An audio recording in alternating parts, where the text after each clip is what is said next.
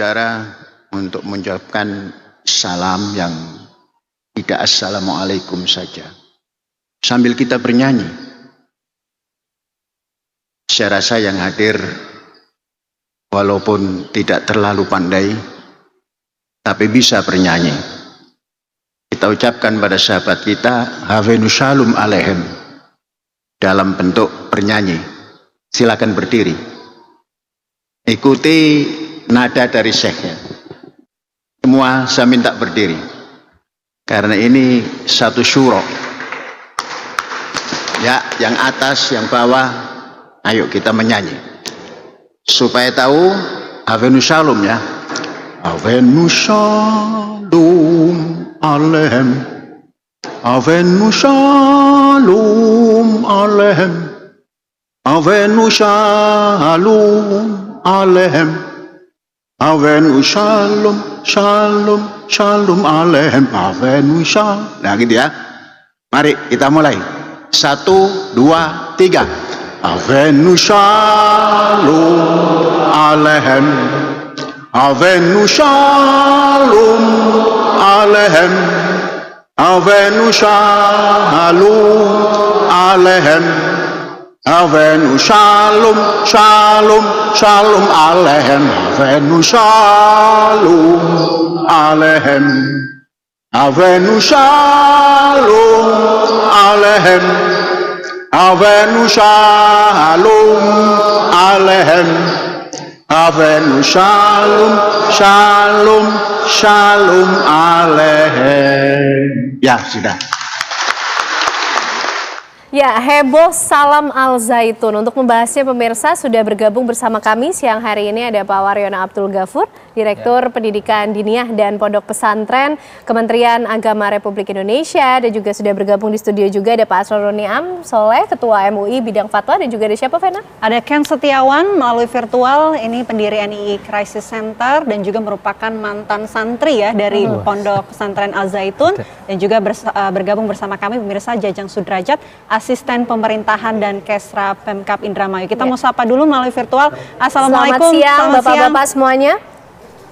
Waalaikumsalam warahmatullahi wabarakatuh. Oke, baik. Mungkin saya memulai dari Kemenak dulu, Prof. Waryono. Prof. Waryono, sejauh ini sebenarnya apakah keberadaan Ponpes dari Al Zaitun ini dimonitor oleh Kemenak? Sebenarnya apakah kegiatan mereka ini on the track? Atau seperti apa, Prof? Ya, terima kasih Mbak.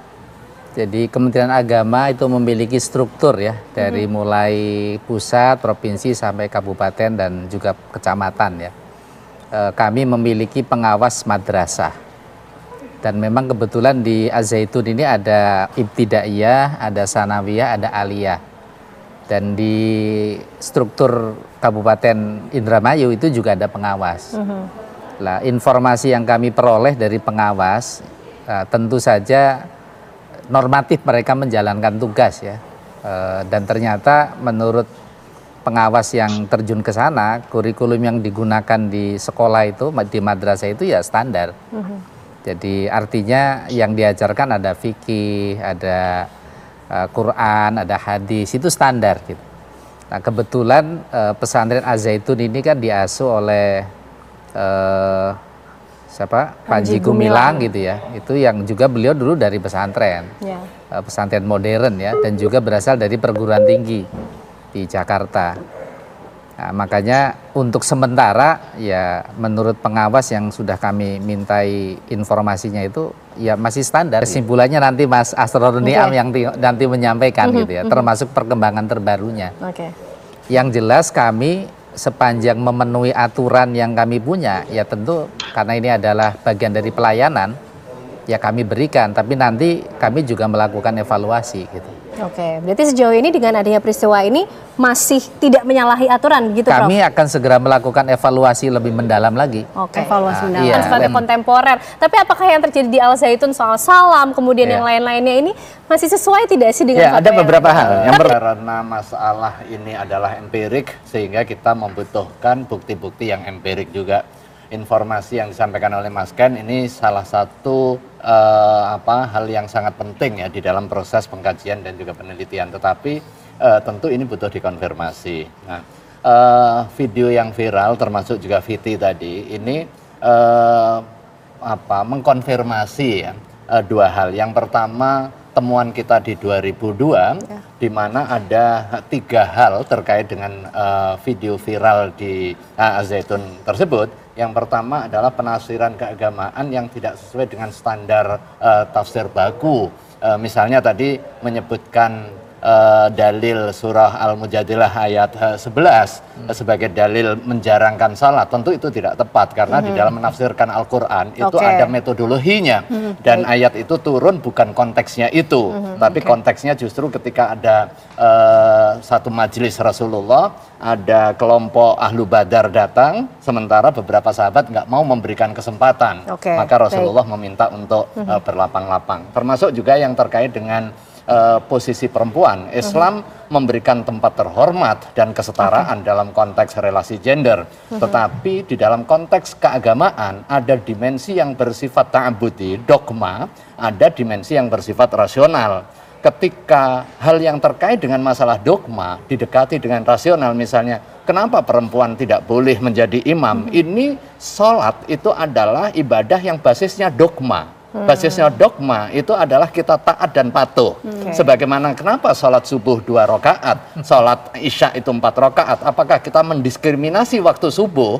Kan tidak. Tetapi pendekatannya adalah pendekatan dogma. Dan kita ya taat saja begitu. Demikian juga termasuk juga kenapa perempuan tidak diizinkan untuk mengimami sholat jamaah ketika ada jamaahnya laki-laki. Maka ketika itu viral, ini menjadi bahan kami di dalam proses pendalaman lebih lanjut dari tim yang sudah dibentuk oleh Majelis Ulama Fakta empiriknya Indonesia. ditambah lagi, MUI akan segera mengumumkan begitu ya sikap dari MUI. Mas Ken, kami juga nanti. berkolaborasi. Mas Ken, mungkin dari NII Crisis Center, Mas, singkat saja yang ingin disampaikan, kekhawatiran termasuk juga harapannya. Kalau harapan kami sebenarnya saat ini pesimis ya, karena dulu ketika Pak Kiai Ma'ruf Amin ketika ada di MUI, itu kita mungkin ada intimidasi dari pemerintah sehingga tidak mempublish penelitian itu atau tindak lanjut itu dengan aparat. Tapi ternyata ketika sampai istana pun ternyata diam juga. Kementerian Agama dulu ya zaman sampai menterinya masuk penjara, ganti menteri yang sekarang menterinya katanya ganas di ormas, ternyata Gus Menteri ini juga ternyata diam juga terkait ini. Apalagi ya terkait kemarin statement kalau kami melihatnya ini pinternya Panji Gumilang atau menurut saya bodohnya pemerintah. Kenapa tidak bisa menyelidiki informasi di sana? Apalagi kita kemarin lihat statement Pak Muldoko bahwa Panji Gumilang adalah sahabatnya, terus tidak ada persoalan di Al-Zaitun, perlu didukung. Yang kita tahu dulu Pak Muldoko pernah jadi Pangdam di Jawa Barat. Jadi ini pencampur adukan ini, pembiaran ini kalau menurut saya ini berbahaya sekali. Karena ini kalau bagi kami ya, yang memang pernah di dalam, ini kawah Candri di Moko, bibit-bibit terorisme yang radikalisme yang ini menyebar seperti virus. Ini beredar di mana-mana, bahkan korbannya sekarang banyak sekali anak muda, pelajar, mahasiswa. Ini kalau sudah bergabung meninggalkan orang tua, mengkafirkan orang lain, ini sudah menjadi bibit-bibit intoleransi, radikalisme, bahkan mengarah kepada terorisme. Apa sih kalian ngomong tentang sholat di Az-Zaitun, Idul Fitri di Az-Zaitun? Lu ngomong apa? Emang nggak sah?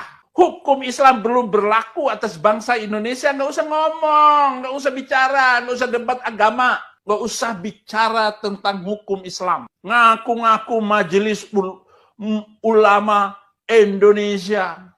Ulama di mana? Hukumnya di mana? Hukum Islam belum berlaku, sholat tidak perlu. Sholat-sholat yang diadakan di Zaitun itu ya hanya sekedar latihan sholat sebelum hukum Islam berlaku. Sebelum negara Islam berdiri. Yang ada negara Pancasila. Hukum Undang-Undang Dasar 45. Di mana kalian Islam? Itu Islam. Islam itu negara Islam, umat Islam, hukum Islam. Itu baru Islam. Allah mau ngatur-ngatur Panji Gumilang. Enak aja. Itu dia atur soft sholat pakai jas. Nggak pakai celana kolor kayak kalian itu. Masa ke masjid nggak pakai celana dalam? Karena takut celana dalamnya bekas kencing. Biarin aja. Bekas kencing nggak batal kok. Fatwa saya, kencing di celana asal tidak membasahi lantai. tidak batal wudunya. Itu wanita boleh khotib Idul Fitri, Idul Adha, khotib Jumat, boleh. Kalau perlu nanti ada imam sholat jemaah untuk laki-laki semuanya, tapi imamnya perempuan, nggak salah.